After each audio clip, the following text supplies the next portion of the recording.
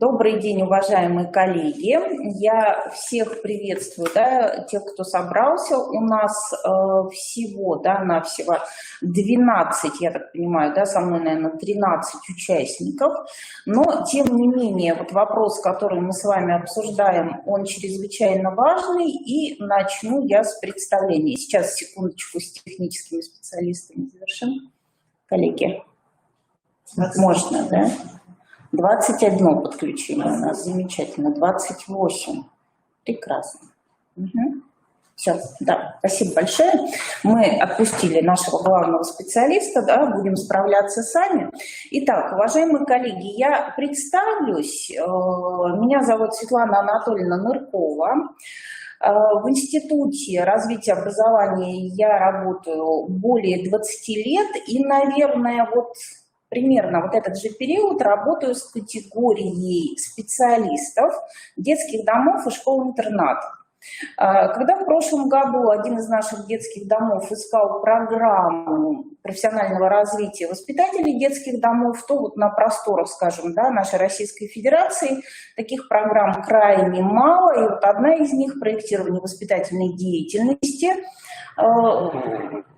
в интернатной организации, она как раз разработана мною. То есть мы в свое время, пока еще у нас с вами была возможность проведения очных курсов, мы их проводили достаточно активно. Здравствуйте, детский дом номер 1 Сыктывкара, у нас с вами еще долги, общие.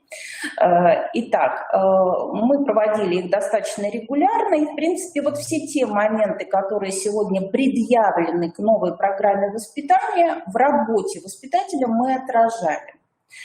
На сегодняшний день, как вы знаете, и перед вами, перед вашими директорами выступал наш ректор с презентацией примерной рабочей программы воспитания, которая была разработана командой под руководством автора методического конструктора Степанова с новым методическим продуктом, это программа воспитательной работы.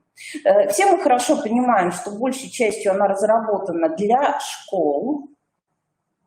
И здесь, наверное, начинаются основные наши с вами затруднения. Если она разработана для школы, она не учитывает ряд моментов и особенностей развития ребенка, который оказался в условиях депривации. Этот факт подтверждается проверкой, которая происходит в одном из детских домов нашей республики. И когда Управление по контролю и надзору проверяет программу воспитания, они не находят в программе, скажем, по сути, упоминания особенностей воспитанников, особенностей воспитательного процесса и приходят к выводу, что программа абсолютно идентична школьной. Поэтому я подозреваю, что эта встреча с вами будет не единственной, с моим ли присутствием, без него ли, но тем не менее, определенные моменты, которые были в вопросах вам присланы, они будут сегодня отражены. Мы будем говорить о трудностях социализации наших детей и о тех способностях, которые нужно развивать в этой связи. Но будем об этом говорить сквозь призму как раз проектирования воспитательной программы. Сразу оговорю две сложности. Первая сложность, наверное, связана с теми нашими коллегами, которые такой опыт проектирования большой, глубокой, серьезной воспитательной программы не имеют. То есть здесь нужно учиться действительно всему, понимать содержание деятельности, понимать, как вообще осуществляется проектирование таких программ. Этим коллегам, наверное, сложнее всего. Я очень надеюсь, что в рамках ваших населенных пунктов или через интернет-сеть у вас найдутся наставники, среди более опытных коллег.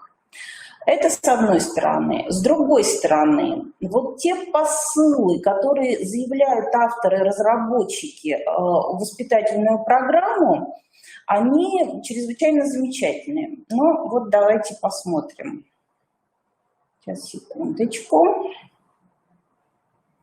Галина Васильевна, помогите, потому что, Щелкните и на клавиатуре стрелочку.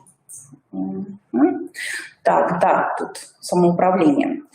То есть вот помимо проблем, да, которые обозначают наши уважаемые федеральные разработчики, вот первые две, это вот из их числа, ну, в принципе, мы тоже, да, с этим сталкиваемся, и в ряде организаций это может иметь место быть.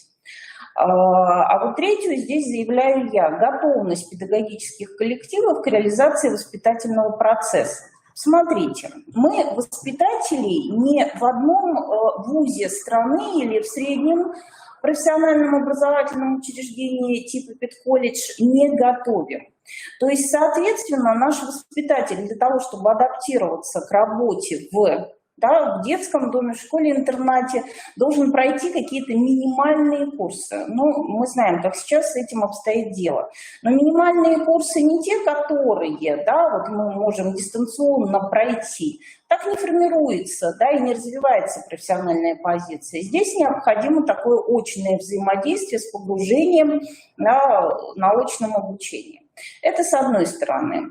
Следующий момент, как я сказала, готовность к проектированию, в принципе, да, членов педколлектива и, да, соответствующих директоров, заместителей директоров. Вот. И еще одна сложность, которая явно, вот несколько раз, да, обращаясь к этим методическим рекомендациям, к опыту собственной работы, на что я обратила внимание, что программу предлагают воспитательную сделать вот максимально лаконичную и краткую.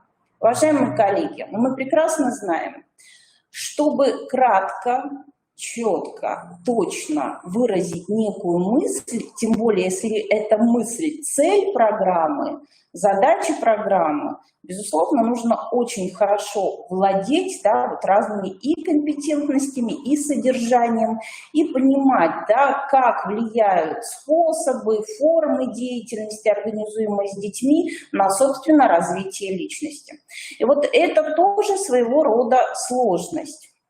Сегодня мы с вами будем, да, вот преодолевать ту трудность, которая связана именно с развитием детей в интернатной организации, потому что, ну, вот такой вот минимальный ликбез, да, он действительно, ну, в ряде организаций на сегодняшний день не проводится.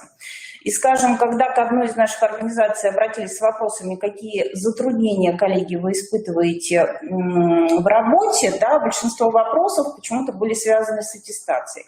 Ну, буквально там, как аттестоваться на первую категорию. Согласитесь, что когда такого рода вопросы поступают, не критично отобранные, но это свидетельствует о компетентности, к сожалению, всего педколлектива. Да? То есть нас должны все-таки интересовать вопросы профессиональные. То есть как мы развиваем детей, как помогаем им. А ведь, по сути, обращаясь, да, вот к нашим старым методистам, старой школой, прислушиваемся к тому, о чем они говорили. А говорили они о следующем, что детский дом, он, безусловно, не заменяет семью. Да? Детский дом создает специальные условия для того, чтобы личность имела возможность реализоваться, самореализоваться потом в самостоятельной жизни. Вот поэтому постараемся коснуться этих условий, да, и этих особенностей личности. Итак, я обращаю внимание, вот для тех коллеги, замечательно, что у нас присутствуют и педагоги, да, и методисты, заместители директоров. Еще раз обращаю внимание на методические рекомендации, которые разместила Москва уже в 2020 году, разработки программы воспитания. Там все достаточно ясно, четко прописано, есть глоссарий, что такое воспитание, что такое цели, задачи, вот какие они должны быть для воспитания. То есть эти составляющие там все присутствуют, они никоим образом не являются секретом. Как я сказала, сложно здесь их дооформить. Да, соотнести именно с содержанием, с целями работы в детском доме. Вот. И если, с одной стороны, для школы это оказалось, ну, вот таким вот подспорьем, ну и они должны уметь отразить те составляющие, которые необходимо отразить. Так.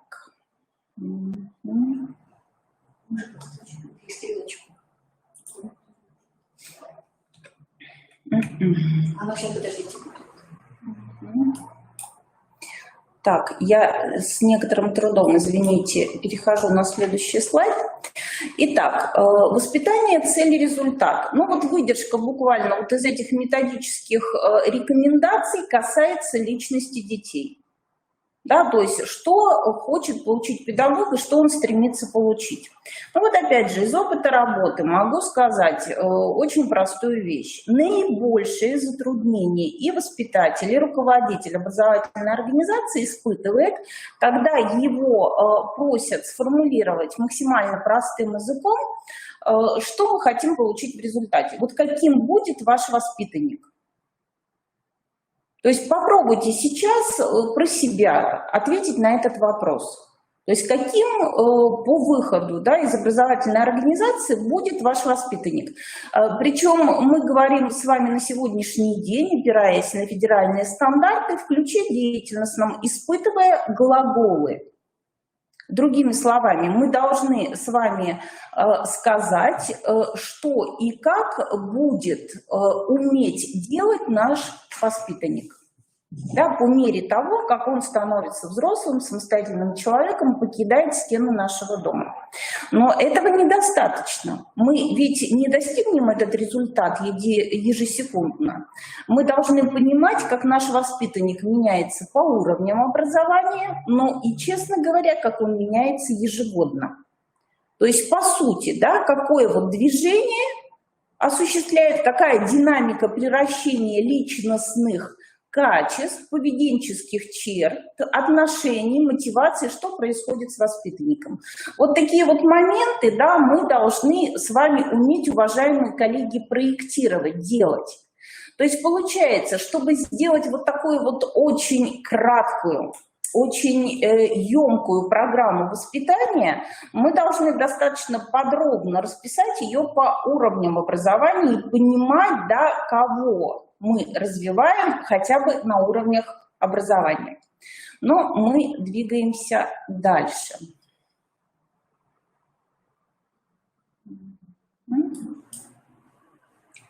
Сейчас еще немножечко.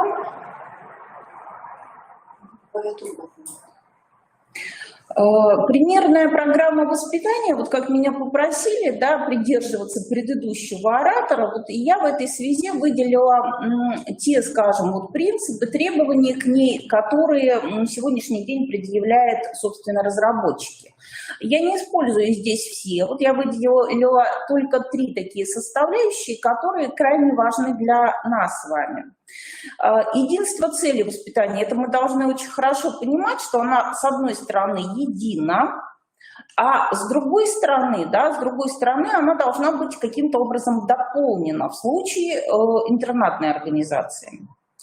Деятельностный характер программы. Но разработчики кратко говорят, да, что мы должны избежать, да, преодолеть просто перечень мероприятий. Соглашусь с ними, это очень ценная точка зрения.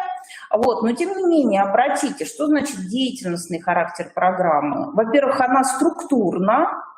Да, вот развивается как цикл деятельности от проблематизации, целеполагания, задачного ряда к измерению результатов, к диагностике и к анализу.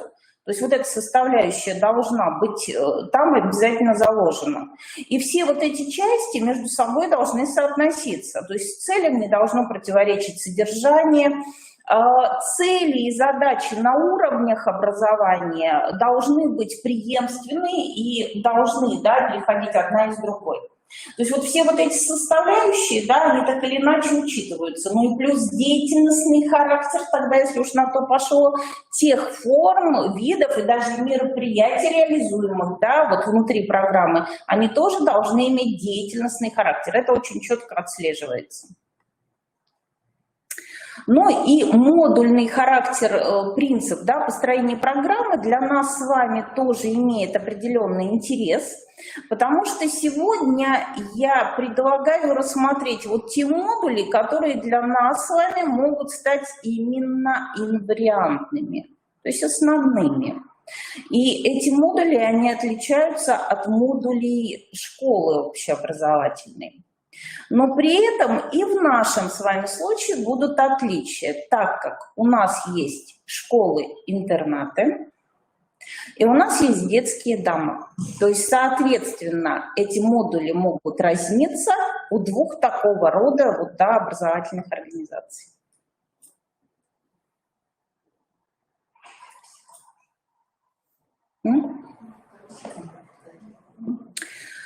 Очень хороший посыл, мы с вами его уже проговорили, да, который заложен в самих методических рекомендациях. Вот я вам сразу говорю, да, то, что выбрано, и то, что представляет для нас такой содержательный интерес.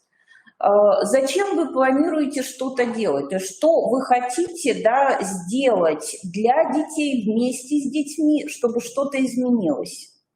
На что именно вы планируете сосредоточить свои усилия? Да, то есть об этом нужно говорить в ваших коллективах. Да, почему это важно? Дальше, что конкретно и как именно вы планируете действовать?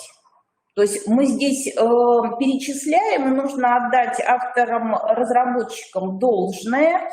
Они предлагают нам тоже некую базу, форм, способов работы с ребятами. Они очень интересные, да, но они представлены сами по себе, и уже ваша задача их преломить, применить, да, относительно целей вашей образовательной организации. Ну и как вы собираетесь анализировать ход и результаты своей работы? Вот как и на что мы будем опираться, давайте посмотрим дальше.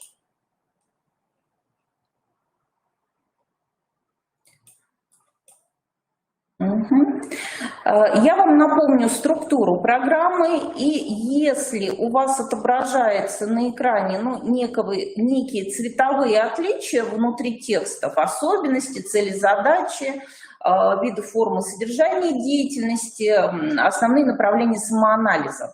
Обратите внимание, да, зеленым колором я выделила те составляющие, которые, безусловно, у вас будут звучать иначе. То есть они будут иметь определенные отличия. Итак, цели примерной программы, да, это была ваша предыдущая встреча, да, с выступающими от нашего института, выступал у нас ректор, и правый столбец, да, где присутствует красный текст, это то, с чем вы уже столкнулись на предыдущих встречах. Левый столбец, да, 3 окна, это то, на что сегодня обращаю ваше внимание я.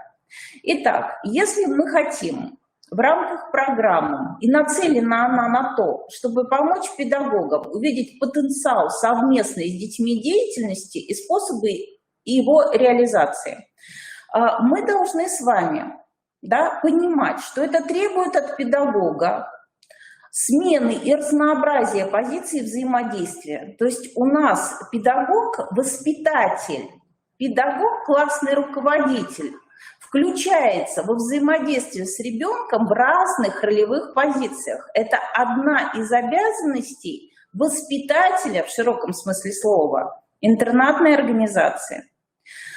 Требования к совместному целеполаганию и контролю, то есть совместному с детьми. Отбор и обоснование способов деятельности. Это то, что вам предстоит так или иначе описать в модулях программы. И один из модулей, я чуть забегая вперед, могу сказать, будет звучать не просто классное руководство или классный руководитель.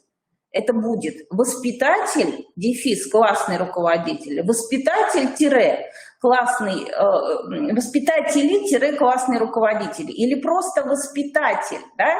Но я думаю, что в любом случае, учится ли ваш ребенок в школе общеобразовательной, которая не связана с детским домом, она, да, находится в вашем районе, школа ли интернат. Такой механизм взаимодействия нам чрезвычайно нужен, он невероятно полезен. И без него мы не сможем функционировать. Я знаю, что такой был опыт, я не смею судить о его успешности, примерно год-полтора назад в Сыктывкаре, да, когда реализовывалась подобная программа в рамках взаимодействия классный руководитель и детский дом, школа, детский дом. Вот результатом такого взаимодействия обязательно должен был стать механизм, да, того, как взаимодействует воспитатель, детский дом со школой. То есть буквально пошагово, да, как коллеги наши включаются в работу с детьми. Там телефончик, выйдите, наберите, пожалуйста, с первого оператора. Итак, следующая составляющая, выделяю красным, да, требования ФГОС, уникальность каждой организации, последний номер. Извините, Бога ради, коллеги. Сразу.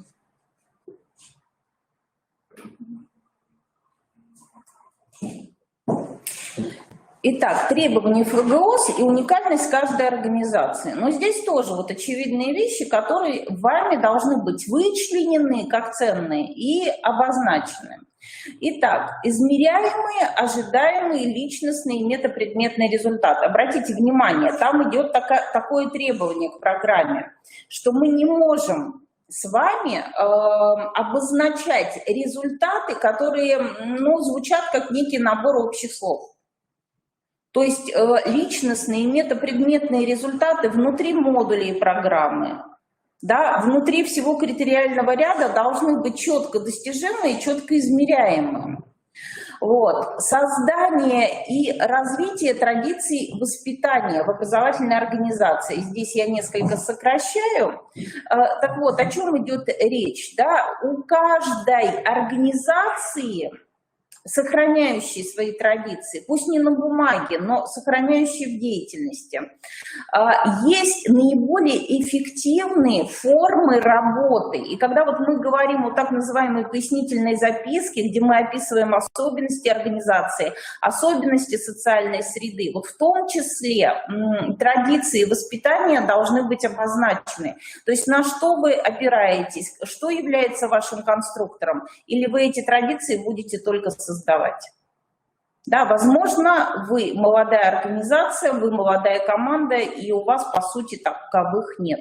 Но традиции крайне важны для самих детей, да, для самих педагогов, потому что ощущение нахождения, работы, учебы, да, вот, принадлежности к сильной организации, оно всегда переживается ярче, вызывает больше уважения у всех субъектов, когда в ней есть традиции, эти традиции поддерживаются. Поэтому подумайте, эти традиции могут быть в сфере воспитания. Ну вот я помню, третья школа-интернат у нас очень гордилась циклограммой своих мероприятий.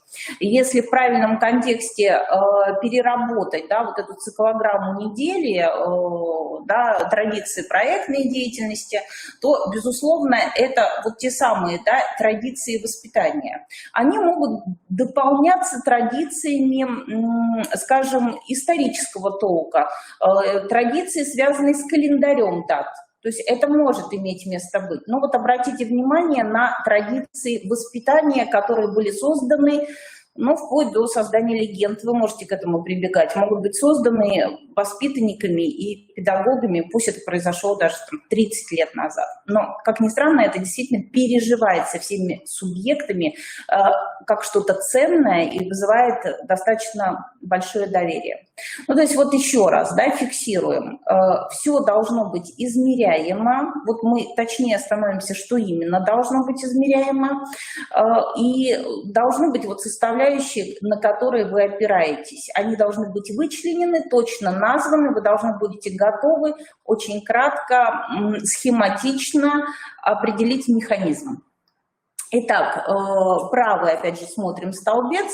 Решать с помощью программ проблемы личностного развития обучающихся. Ну, понятно, что ни для кого не секрет, да, у нас сложные ребята в силу целого набора причин, и социальных, и биологических.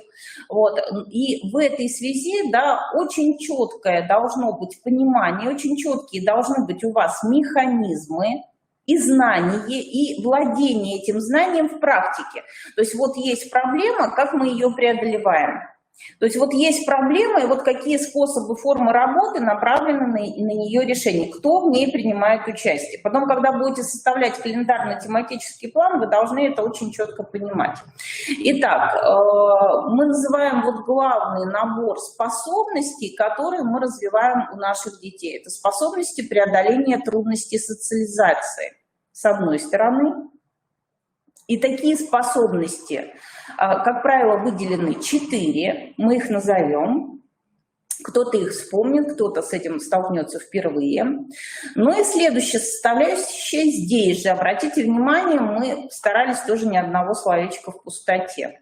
Решение возрастных задач развития, а ребенок с любыми, скажем, особенностями развития, ребенок с ограниченными возможностями здоровья, он так же, как и любой другой ребенок, да, в определенном возрасте, чувствителен, сензитивен, да, к развитию тех или иных сфер, да, качеств личности, да, или социальных норм поведения, к освоению их, социальных отношений. Он наиболее чувствителен. То есть поэтому половое развитие, да, происходит в определенные, да, периоды у детей, вне зависимости, да, от того, в какой организации он находится. Итак, поэтому решение возрастных задач развития, отклонение от них, те формы работы, которые вы будете организовывать, это тоже подразумевается в наших воспитательных программах. Ну и коррекция последствий депривации. Здесь я привожу вот это словосочетание, коррекция последствий депривации. Будет ли понятие депривация звучать в наших программах? Ну, в случае, если они вывешиваются, например, да, на сайте, не готова вам сейчас сказать, но тем не менее есть аналоги. Да, вот как раз те самые способности преодоления трудностей социализации – это аналог коррекции последствий депривации, если хотите. Но, тем не менее, вот привожу все вот эти 3 составляющие вот в последнем, да, левом вот прямоугольнике, который сейчас вы видите на экране. Итак, мы двигаемся дальше. То есть, еще раз, если резюмировать, коллеги, по этому слайду. Нет, вернитесь, пожалуйста. Вот, резюмировать по этому слайду. Вот все те составляющие, которые названы слева, да, они должны быть так или иначе и в программе воспитания и иметь отношение к каждому из модулей и к уровням образования. Итак, если резюмировать и укрупнить, то в центре, да, примерной программы воспитания, которую нам предложила группа Степанова, это личностное развитие обучающихся, формирование у них системных знаний о различных аспектах развития России и мира. Для нас, да, так или иначе, в целевом блоке должно фигурировать развитие способностей воспитанников к преодолению трудностей социализации, обусловленных депривацией, обусловленных нахождением в организации интернатного типа, и это нахождение само по себе приводит вот к тем проблемам, которые мы называем, например, иждивенчеством. Да, потребительская позиция. Неумение выстраивать отношения с разными социальными группами. Неумение отделить себя от сверстников. Вот это детдомовское «мы», которое во взрослой жизни принимает зачастую искаженные, недопустимые формы. Формы, которые не способствуют самореализации, да, отдельных детей. То есть это мы можем с вами перечислять до бесконечности. Недостаточная ответственность, недостаточная развитость потребностей, мотивов. То есть вот эти вот моменты, да, так или иначе должны быть заложены в воспитательной программе и на каждом уровне образования, начиная с дошкольного возраста. Итак, я вам здесь напоминаю и подчеркиваю тот раздел 2, который цели, задачи воспитания, и вот как раз уровни образования. На чем хочу сконцентрировать ваше внимание. Делаю это, еще раз напомню, потому что учимся сейчас мы мало, да, не очень осознанно, да, интерпретируем вот те тексты и те, скажем, источники, с которыми мы обязаны работать. Итак, мы говорим, что на уровне начального образования у ребенка должны сформироваться знания. Ну вот был у нас такой диалог с воспитателями и с учителями, когда мы выяснили, если ребенка просто вот вынудить, а он стремится в начальном школьном детстве быть хорошим учеником, если в его память просто вбить, вот ты должен то, не пропустить через его внутреннюю потребность, не дать ему прожить ценность этой нормы, да, этого правила, будь то русский язык, будь то поведенческое правило, то, войдя в подростковый возраст, этот милый ребенок это правило тут же отринет, и вероятность, что он к нему вернется, крайне мала. То есть, соответственно, обратите внимание, вот идет еще раз по уровням знания, отношения, действия. Но не бывает такого, чтобы человек вот только в одном возрасте осваивал знания, во втором он к чему-то относился, а в третьем возрасте он действовал. Да? Просто уровень его самостоятельности и осознанности по отношению к этим процессам вырастает вместе с возрастом, вместе с человеком. Так вот, чтобы были освоены знания, он должен к ним и относиться, и с ними действовать. Чтобы были освоены отношения, он должен в них на знаниевом уровне разобраться, определить их для себя и с ними действовать. Но чтобы эффективно действовать, он опять же должен разобраться в знаниевой составляющих этой новой социально значимой действия, сформировать свое отношение к ним уже на мировоззренческом уровне, если это юноша, и смочь организовать всю систему деятельности. Итак, уважаемые коллеги, вот причина, по которой я еще раз останавливаюсь на слайде, с которым вы уже имели возможность работать. Итак, ну вот здесь я хочу еще раз обратить ваше внимание на тот слайд алгоритм разработки рабочей программы. То есть он уже предложен, да, рядом разработчиков, но мы с вами еще раз подчеркнем, да, в чем наша, да, особенность. Вот такое резюме наше небольшое. Итак, раздел «Особенности».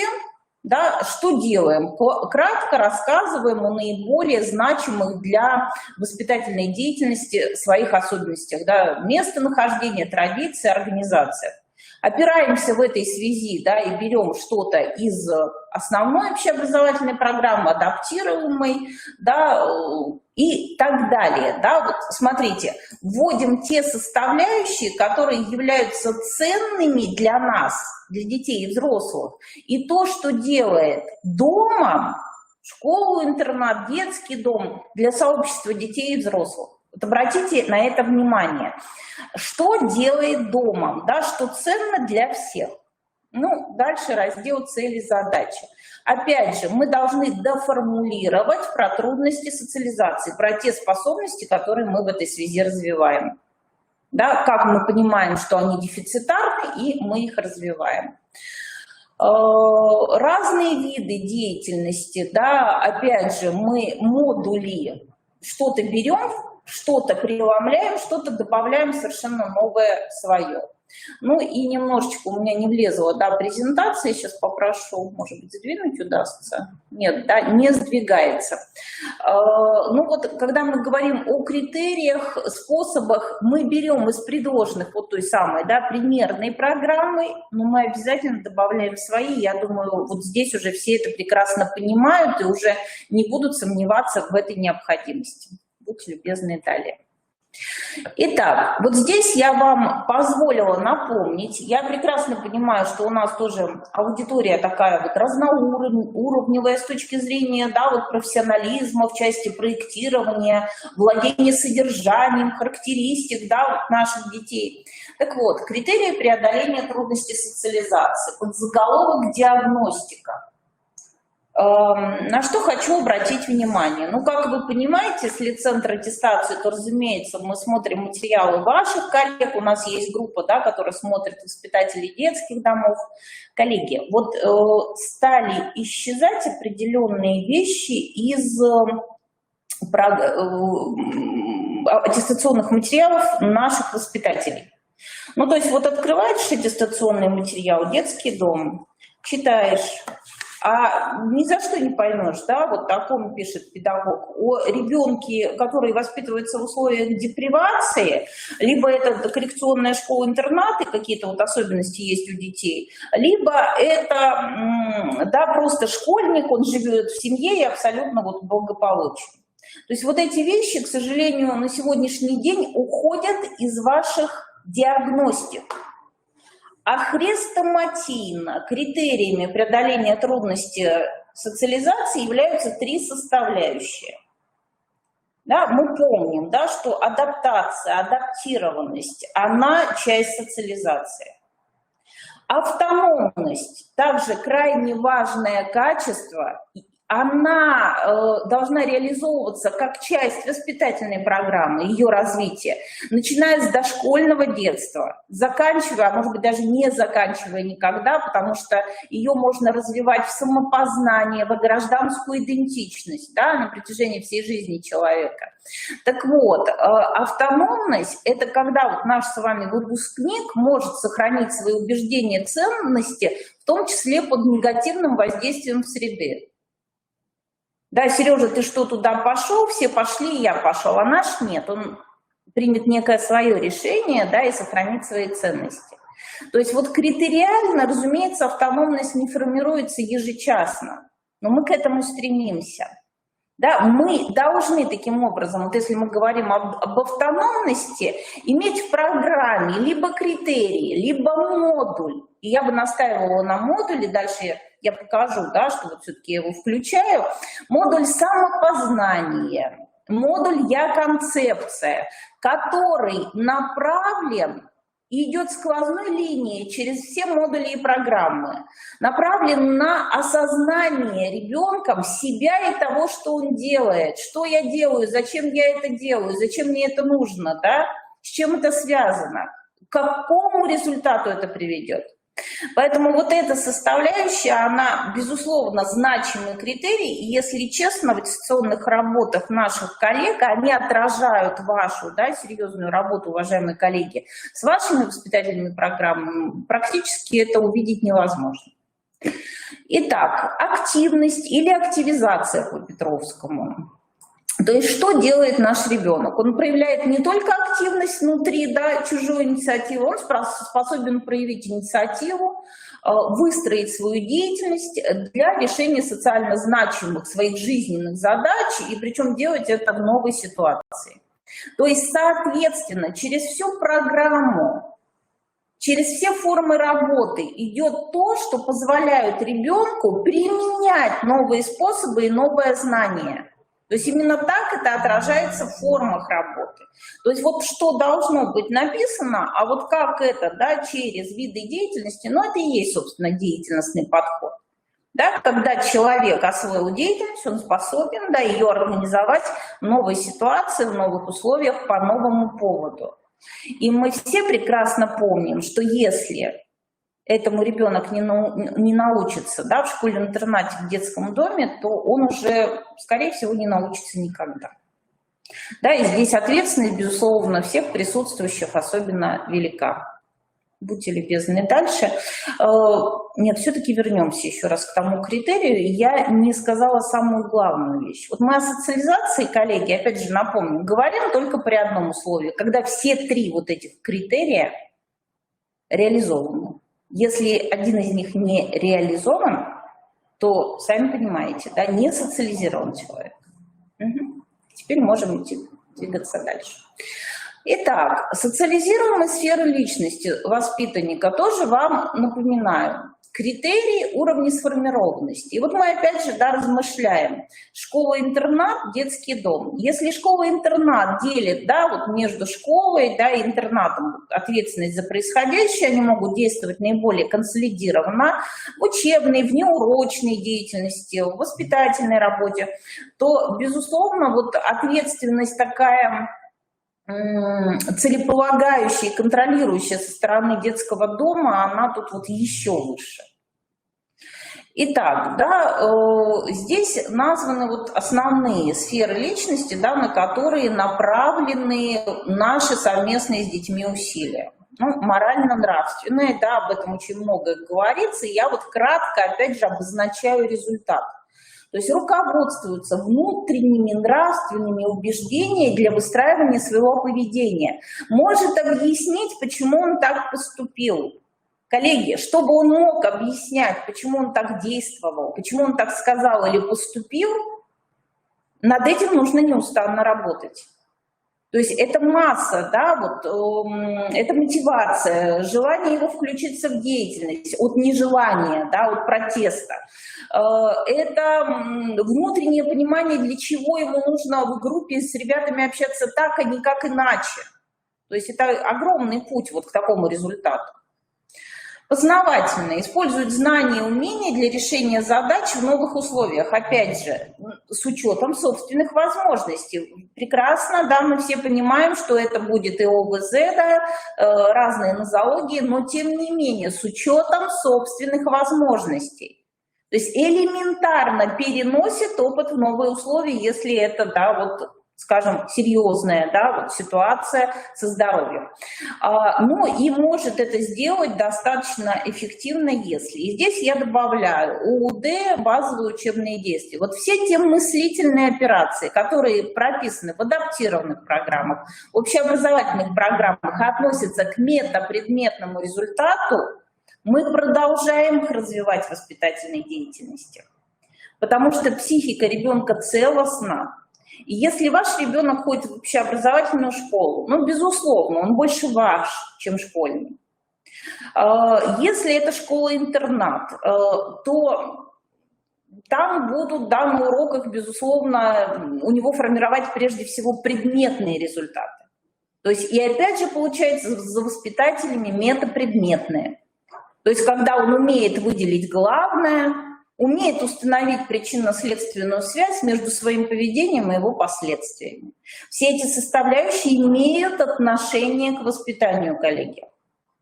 Да? То есть он умеет выделить основные признаки чего-то и сравнить, да, ну, вот самое элементарное, вы помните, дружеские отношения, да, с простым знакомством, да, измерить степень доверия, которую он может проявить, да, постороннему человеку, к собственному другу. Ну, то есть вот эти вот моменты, да, так или иначе, они связаны в том числе с познавательными УД и ВУДами, то есть в разной степени освоения. Итак, и вот нашим уважаемым коллегам-воспитателям я неоднократно говорила, что когда мы берем адаптированную общеобразовательную программу, да, вот, ну, для глубокой, тяжелой степени умственной отсталости, там БУДы прописаны дробно-дробно, подробно-подробно. Вот, кстати, вот их очень замечательно использовать для наполнения модулей, как ни странно, даже для общеобразовательных организаций. То есть умеет попросить о помощи. Вот в таком ключе вот вещи, коллеги, они могут быть реализованы. Итак, мотивационно-потребностная сфера личности. Ну, чего всегда хочет человек? Да? Он хочет чувствовать себя в безопасности, хочет находиться в комфортной среде, хочет быть накормлен, да, одет, обут, в тепле, защищен от болезни, от нападения. То есть эти потребности, они есть у любого человека всегда. Наша задача их развить. Одно из любимейших мной определений — воспитывать означает развивать потребности. Поэтому, как вариант, мы фиксируем, да, что деятельность наших ребят полимотивирована. Есть и социальные мотивы, ему важно, чтобы его уважали. Есть мотив достижения, ему важно уважать самому себя. Познавательные и творческие. Познавательные — это когда интересно разобраться в том, как мир-то устроен. Да, и вот не просто, да, вышел, а ему интересно, сколько там жителей, населения, а как это работает, а смогу ли я. Да, вот все, что связано с той же самой проектной деятельностью. Ну, творческие — это, коллеги, ну, наверное, высший пилотаж — это когда человек уже способен создавать собственные продукты, да, будь то в декоративно-прикладном спорте, да, в отношениях. Это все может иметь место быть в самоуправлении, почему бы и нет. Да, то есть когда он уже создает некий вот такой субъективно-ценностный свой продукт, и он иначе вот уже мир не преломляет, он иначе не живет. Безусловно, это не означает, что вот каждый ребенок вот выйдет на уровень развития творческих мотивов. Но, тем не менее, да, социальные мотивы достижения, познавательные, может каждый наш ребенок, даже если мы говорим о психоневрологическом интернате. Итак, эмоционально-волевая сфера. Сфера, как ни странно, безопасности наших детей. Потому что высшие эмоции позволяют ему регулировать отношения с внешней средой, позволяют быть хорошими семьянинами и хорошими работниками. Они способны, да, приложить усилия, приложить волю, мужество. Ну и волевая регуляция поведения, освоение алгоритмов преодоления себя, даже если поведение обусловлено соматическими причинами. Наши коллеги достигают этих результатов и достигали, да, вот когда работали, да, с очень сложными детками. То есть и вот такого рода, вот смотрите, да, по сути получается, результаты воспитания, они могут быть преломлены как в ожидаемые результаты, прописанные в модулях, и могут быть преломлены через задачный ряд.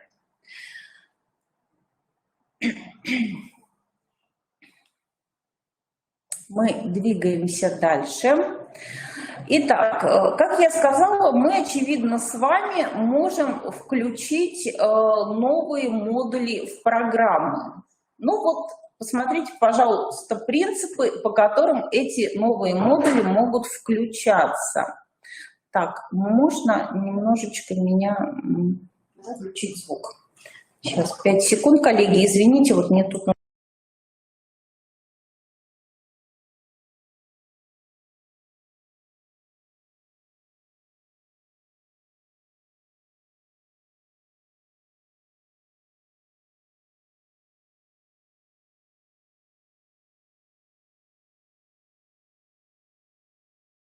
Меня подождали, да? Итак, да, вот обратите внимание на слайд, который, опять же, вам могла частично демонстрировать наш уважаемый ректор, но вот, тем не менее, к этому слайду я тоже вот так серьезно отнеслась. Обратите внимание сначала на структуру таблицы. В ней появляется еще один столбец. Вот, инвариантные модули для детского дома, школы, интерната. И вот есть еще вариативные модули. Вот этот слайд для нас носит такой вот поисково-проблемный характер. Объясню почему. Ну, потому что, несмотря на то, что вариативные, да, вот есть модули, я их выделяю зеленым цветом. Таким образом, я заявляю, что это важно, и эти модули могут быть и инвариантными. Мы прекрасно понимаем, что сейчас программу создает сама образовательная организация. То есть решение принимать вам. Но мы ее пишем тоже не для кого-то, да? Мы ее пишем для того, чтобы она помогла в работе. Да, руководителям, воспитателям, заместителям, методистам, детям, да, она для детей, собственно, пишется. Поэтому вот здесь вот эти вот все составляющие, они крайне важны. Итак, идем по порядку. Вот у нас есть модуль, да, который обозначен федералами, классное руководство. Нам он, помните, недостаточен, да, поэтому мы пишем классный руководитель, воспитатели. И наша задача обозначить механизм взаимодействия. То есть в логике нашей это видится именно в таком ключе. То есть как осуществляется взаимодействие для решения проблем развития, да, наших детей. То есть как организуется это взаимодействие. То есть если, допустим, вот этот модуль, а он, я думаю, действительно абсолютно инвариантный, не в полной мере вы еще можете наполнить, то, в принципе, вы можете это вот увести в задачный ряд и работать над этим какой-то период времени. Но без решения вот этой вот ключевой задачи, да, и вот такого вот создания механизма, который может быть упорядочен и на уровне, да, локальным нормативным актом, на уровне школы, интерната, детского дома, может быть предложен к упорядочению на уровне общеобразовательной организации, с которой работает детский дом. То есть это может иметь место быть. Здесь же на этой линии мы размещаем ключевые общешкольные дела. В данном случае речь идет, конечно, о делах внутри школы-интерната или детского дома. То есть вот не те, которые для всей школы, хотя это тоже может иметь место быть, но все-таки без ключевых дел не живет детский дом, да, не является единым организмом. Поэтому находится в вариативном модуле, но выделен зеленым. Принимайте решение. Инвариантный модуль – школьный урок. Да, безусловно, мы должны научиться, и наши уважаемые учителя интернатов нам при аттестации доказывают ценностное, да,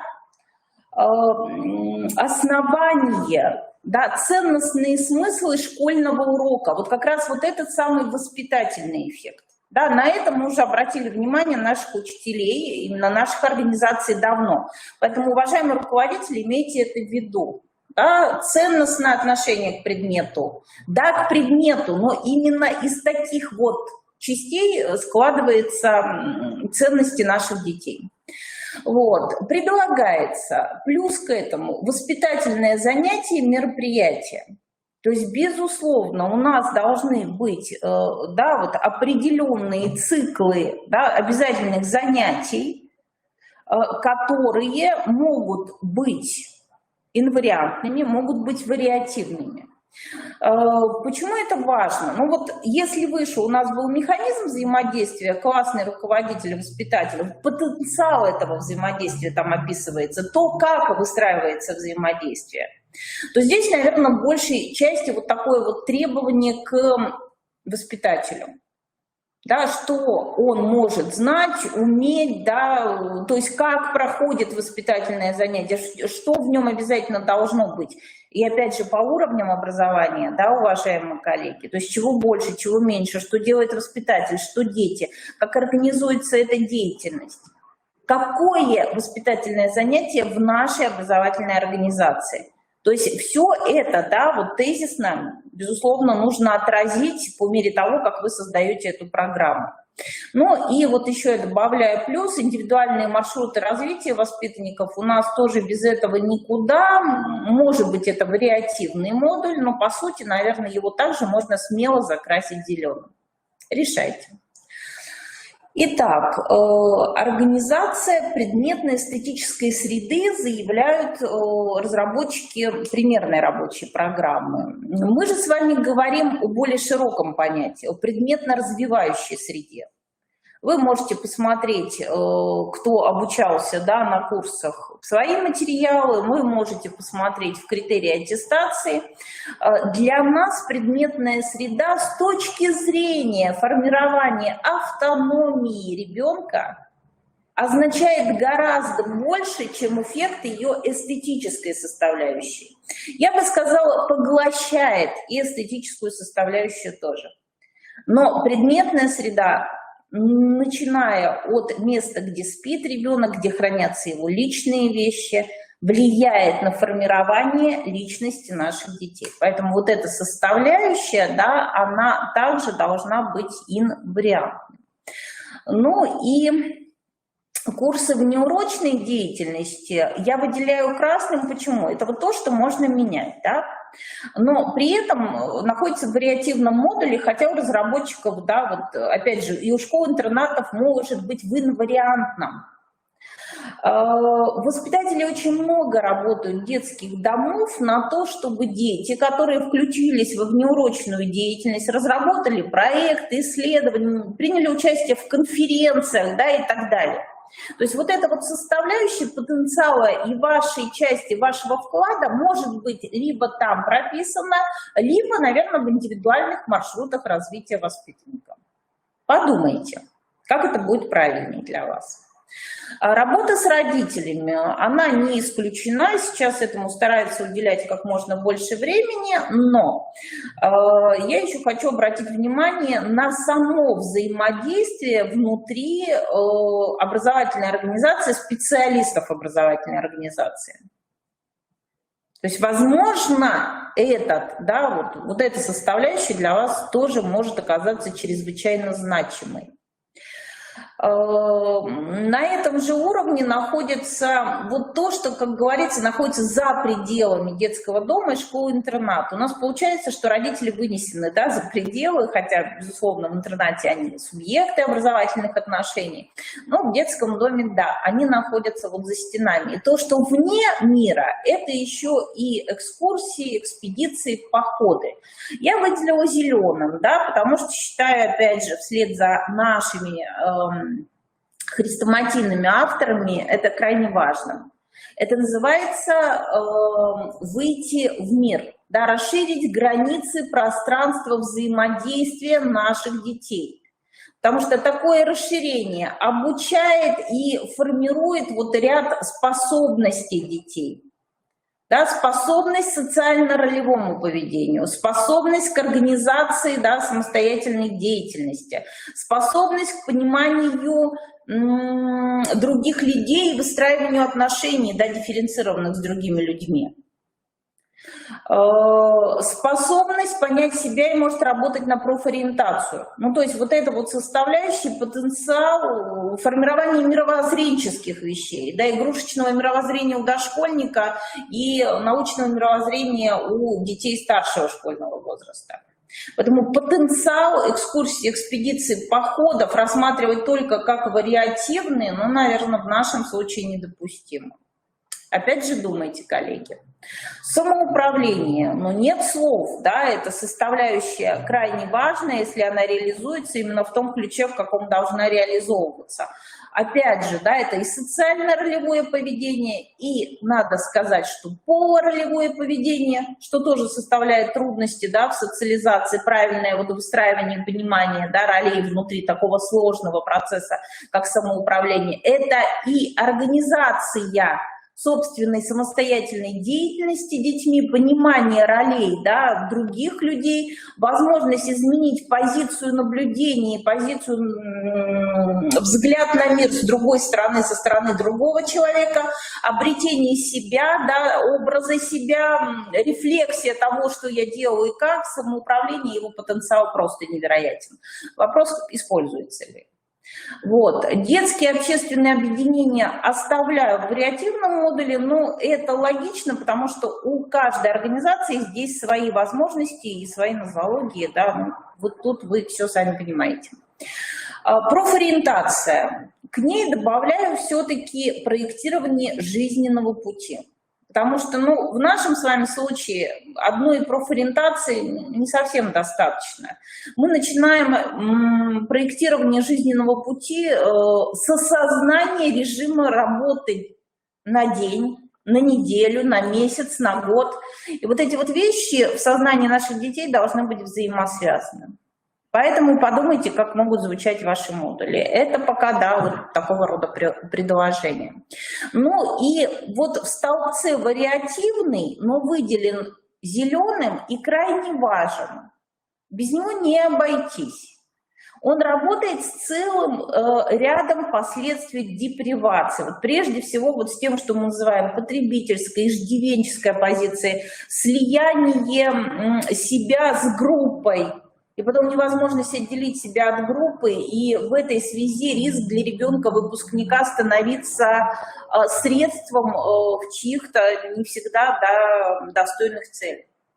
Так вот, да, модуль, который может иметь самые разные названия, но он направлен на самопознание, на формирование я-концепции, на то, чтобы ребенок ежедневно отвечал, да, себе на вопросы в разном ракурсе, в разных видах деятельности, в разных ситуациях, кто я, что я делаю, зачем это делаю.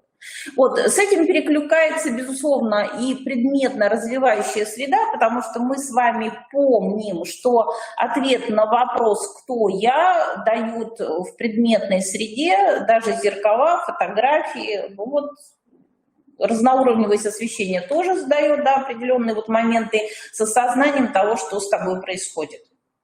То есть очень лаконично, да, вот об этих вещах, об этих модулях.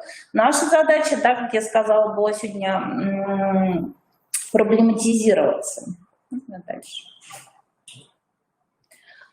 Ну и повторяю, да, тот слайд, которым вы могли уже иметь место быть знакомы, Это управленческий механизм разработки и внедрения программы воспитания. Он, по сути, у нас вот почти что результирующий. Да, он результирующий, он завершает вот сегодняшнюю нашу встречу. И, уважаемые коллеги, я знаю, что нам, как правило, достаточно сложно на вебинарах задавать вопросы. Мы такое стандартное вебинарное время уже израсходовали, да, это вот в районе часа. Но поэтому вот вопросы, предложения вы можете сформулировать. Можем вернуться к модулям на слайде. Предыдущий. Ну, презентацию, разумеется, отдадим, тут проблем-то никаких нет. Вы можете ее вот сравнить, да, с предыдущей, так сказать, рассматривать во взаимосвязи. Я вам напомню, да, что когда мы говорим о способностях преодоления трудностей социализации, да, прежде всего имеется, да, в виду 4.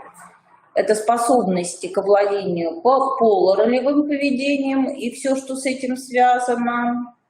И это все дифференцируется по возрастам и по уровням, да, вот образования. Социально-ролевым поведением через систему дифференцированных отношений.